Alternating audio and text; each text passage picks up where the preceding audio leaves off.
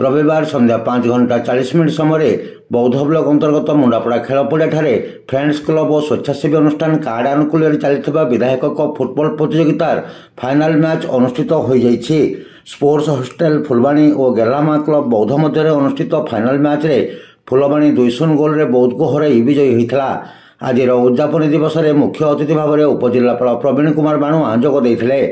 कार्डर संपादक धर्मधर पोढ़ अध्यक्षतार अनुष्ठित कार्यक्रम में सम्मानित अतिथि भाव में अतिरिक्त तहसिलदार कुमुद चंद्र दलबेहरा, बौद्ध थाना आईआईसी रंजित कुमार मुनि, जिला क्रिकेट संघर सभापति निरंजन मेहर, समाजसेवी मनोज कुमार महाकुड़ जोग देते।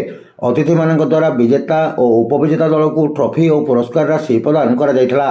आज खेल को रेफरी विभूति भूषण बेहेरा परिचालना करथिबा बेले सहकारी रेफरी भाव में अमित नायक और टिटुआ महाराणा सहयोग करथिले। चतुर्थ रेफरी भाव में मानभंजन महाराणा परिचालना करथिले। खेल को आखपाख गाँवर सहस्राधिक खेलप्रेमी उपभोग करथिले।